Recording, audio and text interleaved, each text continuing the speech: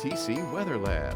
Here's Bradley's forecast. Well, another hot one out there today. You don't necessarily need me to tell you that. Got up into the mid-90s this afternoon under generally partly cloudy, hazy skies as well. But it looks like that dust is going to start to relax and ease up a bit for the end of the week and heading into the weekend. Relatively quiet conditions across much of the deep south, but as expected, a couple pop-up showers late this afternoon. So there's your 10% rain chance. Light shower there just south of the Dusant area. The one over New Iberia starting to weaken as well. So we'll hold rain chances at around 10% through the rest of this evening, but once the sun goes down, that's pretty much going to be the end of any sort of shower activity. Big picture with the upper level pattern. Ridge of high pressure continues to dominate the forecast. Now we may see this lift far enough to the north tomorrow to allow for a upper level disturbance, a small upper level disturbance to swing in from the northeast to help generate at least a few more scattered showers and storms during the afternoon and early evening hours. But overall, this ridge is going to be dominating the forecast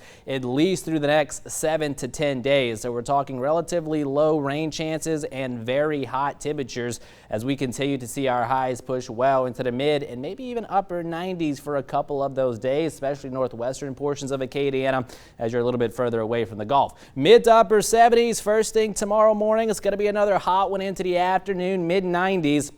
Officially hitting 95 today in Lafayette, or not necessarily officially, we'll get those numbers in just a bit, but at least 95 this afternoon. We'll be pretty close to that once again tomorrow, and then notice a few more scattered showers and storms out there to give us at least some relief from that big heat. So rain chances at around 40%, again, especially tomorrow afternoon, and then going into the evening hours, and then mid-70s starting out Friday morning, and then we should see at least a few scattered showers out there come Friday afternoon as highs continue to push the mid-90s, and then pretty much similar story into Saturday, but then drier air as that ridge starts to build back into the area is going to arrive by the end of the weekend and pretty much through the rest of next week. Quickly out in the tropics, more good news to report. Invest 93L continues to struggle big time as it's interacting with land here in Central America. So chances of development in the next 5 days continue to come down, only at around 20%. But regardless of any slow development of this feature, all the moisture associated with it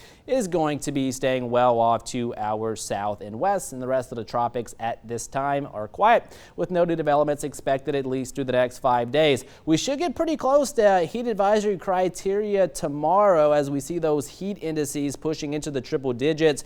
Looks like 100 to about 105 to 106 into the afternoon. So keep that in mind. Make sure you're hydrating, drinking plenty of fluids, and taking plenty of breaks if you got to be outdoors at any point. So warm and humid tonight, 76 or so for the projected low under fair skies, and then heading into our Thursday, we'll call it a mixture of sun and clouds out there. It's going to be another very hot day, 95 or so into the afternoon, with again a few showers and storms arriving for the second half of the day. Not necessarily everybody getting wet, but maybe you're going to be one of the lucky few to get some relief from that big heat. Similar story Friday heading into Saturday, but again, none of these days are going to be washouts. Drier air moving in for Sunday and pretty much the entirety of next week as that ridge of high pressure really flexes its muscle here across Acadiana. So we're talking high temperatures, mid to upper 90s. And again, rain chances eventually no better than around 20% for next week. And overnight lows, not too terribly comfortable either as they settle into the middle